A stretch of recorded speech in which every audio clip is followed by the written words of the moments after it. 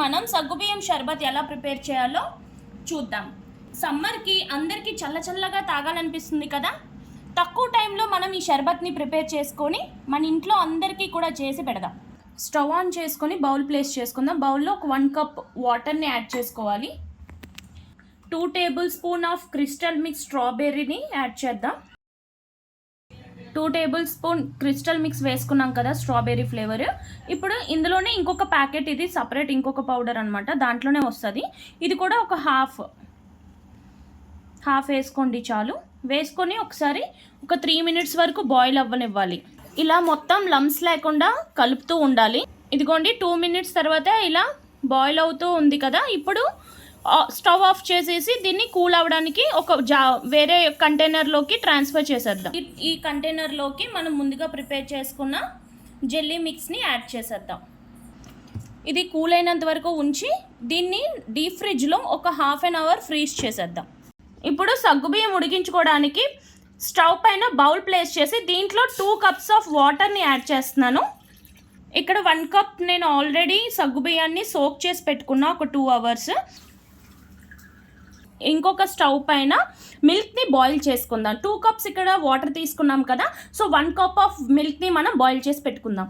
ఇగోండి ఇలాగా మిల్క్ కూడా మనం బాయిలింగ్కి పెట్టేసాము ఒక పక్కన. ఇప్పుడు ఉడుకుతున్న సగ్గుబియ్యంలోకి మీ రుచికి సరిపడా షుగర్ని యాడ్ చేసుకోండి.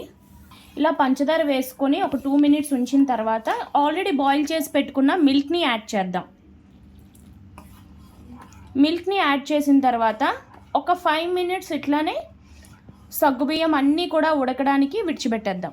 బాయిల్ అవుతున్న సగ్గుబియ్యంలోకి ఇప్పుడు 2 టేబుల్ స్పూన్ రోజ్ సిరప్ని యాడ్ చేద్దాం.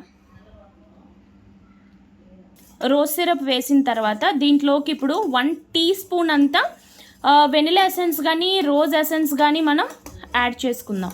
ఎసెన్స్ యాడ్ చేసిన తర్వాత ఒక్కసారి 1 మినిట్ వరకు బాయిల్ చేసుకోవాలి. దాని తర్వాత కొంచెం కన్సిస్టెన్సీ అనేది ఇలానే ఉంచేస్తే చాలు, ఎందుకంటే స్టవ్ ఆపిన తర్వాత కొంచెం చిక్కగా అవుతుంది కాబట్టి బస్ ఈ కన్సిస్టెన్సీలో మనం ఆఫ్ చేసేద్దాం. స్టవ్ ఆఫ్ చేసిన తర్వాత ఇలాగ రూమ్ టెంపరేచర్లో మనం ఒక 15 to ½ అన్ అవర్ దీన్ని ఇలా విడిచిపెట్టేద్దాం చల్లగా అవ్వడానికి. చూడండి ఫ్రిడ్జ్లో నుంచి మనం ఇట్లా జెల్లీస్ని బయటికి తీసాం కదా, మొత్తం ఫ్రీజ్ అయిపోయి చూడండి సాఫ్ట్గా ఉంది. ఇప్పుడు దీన్ని మనం కట్ చేసుకుందాం. చూడండి కట్ చేసిన తర్వాత ఇలా చిన్న పీసెస్లో మనం తీసుకోవాలి. ఇప్పుడు మనం ఎంతో టేస్టీగా ఉండే షర్బత్ని సర్వ్ చేసుకుందాం. ముందుగా ఇందులో నేను కొంచెం రోజ్ సిరప్ని యాడ్ చేస్తున్నాను.